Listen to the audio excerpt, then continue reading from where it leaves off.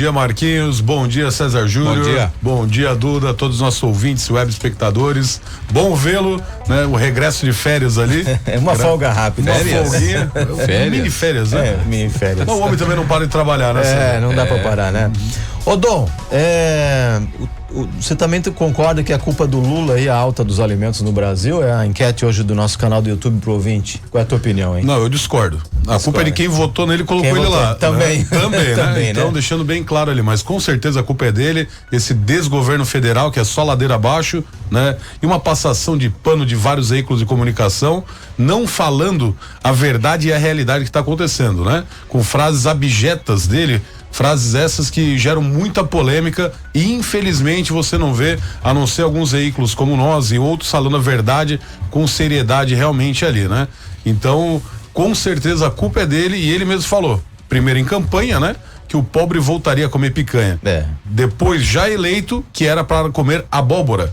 Entendeu? Entre outras coisas ali, né? Então, na campanha era cerveja com uma picanhazinha passada na farofinha. Aí agora, não beba e coma abóbora. Então, a culpa não é dele, a culpa é de quem votou e colocou ele lá. Eu não tenho picanha, não tenho abóbora, não tenho alimento, não tenho mais nada, né? Infelizmente. Presidente Jair Bolsonaro passou por cirurgia. O que tem de informações atualizadas sobre esse tema, que aliás o final de semana também foi pauta, né? Nos grandes veículos em todo o Brasil, Dom. Bom, a cirurgia do presidente Bolsonaro foram 12 horas de cirurgia, né? Agora pela manhã será um boletim para toda a imprensa, uma coletiva de imprensa. Já tivemos acesso, tá em primeira mão, o que vai ser falado nesse boletim e o que aconteceu, né? Que eles vão dizer agora também sobre o quadro do Bolsonaro nessa primeira noite pós-cirúrgica, né? Ele está estável, deixando claro, né? Não corre risco de vida, está afastado na UTI, até mesmo para não ter complicações. E passou uma noite muito bacana, não precisou de nenhum tipo de transfusão de sangue. E para vocês entenderem, vai ser explicado agora na coletiva de imprensa, pela manhã, se eu não me engano será 9:30 da manhã. Isso, 9 horas da manhã. 9 horas da manhã, né? No Star. Então nós já temos acesso e nossos ouvintes em primeira mão também, eles vão explicar em termos rebuscados como foi essa cirurgia de desobstrução intestinal. Mas para o pessoal de casa ali, que às vezes não entende aqueles termos complicados, médicos, né? A cirurgia levou quase 12 horas, por quê? Aonde abriu ali a ferida, ele teve um entroncamento. O que é o entroncamento? Virou uma parte do intestino dele. Então, isso acaba que as fezes não sigam, né? Causando essa obstrução e também uma obstrução alimentar, fazendo com que ele não tenha vários recursos ali, principalmente de vitaminas, e reduzindo tudo que vem pela frente nesse caso, né? Então ele não conseguiria ir ao banheiro também. Para o pessoal vai ser explicado agora na coletiva de imprensa, mas bem simples ali. Então foi aberto, né, o intestino do Jair Messias Bolsonaro, tirado todo aquela objetos ali, fezes e afins que estavam no estômago dele, limpo e fechado novamente. Então isso demorou 12 horas. Imagina, César. 12 horas fazer esse procedimento, graças a Deus ele não corre risco de vida. Mais uma cirurgia após o evento da facada, que é o próximo assunto que eu vou comentar aqui, que o Lula numa entrevista duvidou, né? Ele ainda duvida se foi uma facada ou não. O homem todo retalhado achou que ia fazer isso, né? Então nós temos ali uma fala incomum do inquilino da Esplanada também sobre isso. Mas o caso do Jair Messias Bolsonaro ficou bem claro, pessoal? Tranquilo? Sim. Então vai ser falado agora. Ele estava no Rio Grande do Norte. Rio Grande do Norte. E foi transferido para Brasília. Lá, né? Isso mesmo. A cirurgia dele, por que é de altíssimo risco? Até mesmo pela idade que ele já está, né? Então eu acredito que depois ele vai dar uma entrevista quando sair do hospital, falando que graças ao histórico de atleta dele, né?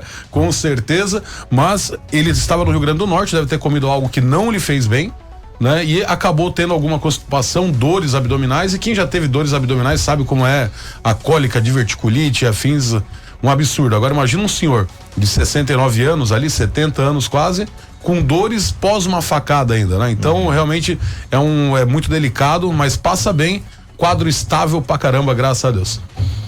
Ô Dom, o Lula não acredita na facada, é isso? Não, inclusive foi deselegante com uma colega de profissão nossa, uma repórter, né? A repórter indagou ele sobre isso e ele na lata virou pra ela e falou a seguinte frase: você vai ser a primeira repórter que vai falar e vai me provar que ele tomou a facada. Meus amigos, beira o absurdo, né? Foi ontem essa declaração dele? Foi ontem. Né? Então, isso beira o absurdo. Você ainda não vai ver tanta divulgação mais nas redes sociais ali mesmo.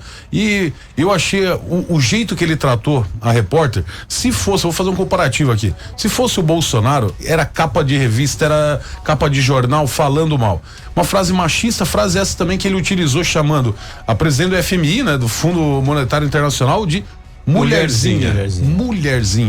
Ela só é a presidente do Fundo Monetário Internacional, entendeu? Aquela mulherzinha. Então, meus amigos, você vê assim, ó, ladeira abaixo desse desgoverno, infelizmente, né? Culpa, volta a repetir, igual na enquete agora do programa, de quem votou, né? E quem defende, pior ainda também, na minha opinião. Mas, enfim, temos que dar os louros também para ele, né? Ele vem falando essas frases ali, mostrando a realidade, e espero que acorde muitos que ainda dormem e ainda defendem esse desgoverno. 7h45, Dom, falando um pouco sobre a política aqui no nosso quintal em Joinville, o vereador William Tonesi protocolou defesa na comissão de ética. O que isso quer dizer na prática, hein? Na prática, que ele teria aqueles 10 dias para apresentar essa defesa, né? Defesa essa que foi oriunda da acusação da vereadora Vanessa, né? Da vereadora Vanessa Falck, Vanessa da Rosa e também da Liliane da Frada, né?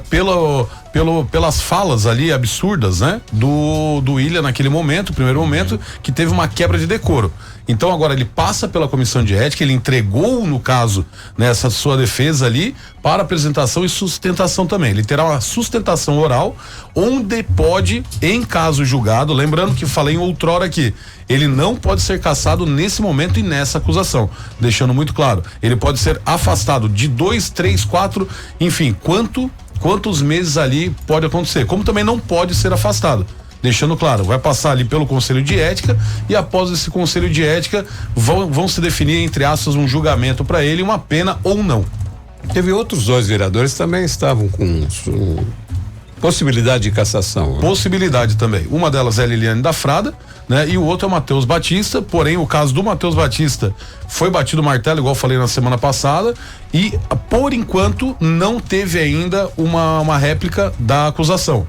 Ele que estava sendo, no caso, acusado, já outra situação, a todos os ouvintes, né? Deixando claro, ele estava sendo acusado por uso indevido das redes sociais dele e o acusador era o Cláudio Aragão. Lembrando, Adilson Girardi esteve aqui na semana passada, assume a Lesc. Então agora o Franciel, que é o primeiro suplente, vai ficar de 1 a 2 meses aqui na Câmara de Vereadores e na sequência o segundo suplente nesse rodízio do MDB também vai assumir, que é Cláudio Aragão. Então assim, imagina, o acusador e o acusado frente a frente agora, ambos como vereador na Câmara de Vereadores. Meus amigos, promete muito a Câmara de Vereadores daqui entre 1 e 2 meses ali. Vamos aguardar então. Valeu, Dom. Fica atento a tudo e a gente conversa nas redes sociais a partir de amanhã, na quarta também, atualizando os temas da política local, estadual e nacional também. Muito obrigado, Marquinhos. Bom revê-lo mais uma vez, como falei. Um abraço, César, abraço, Duda, e a todos os nossos ouvintes. Fiquem com Deus.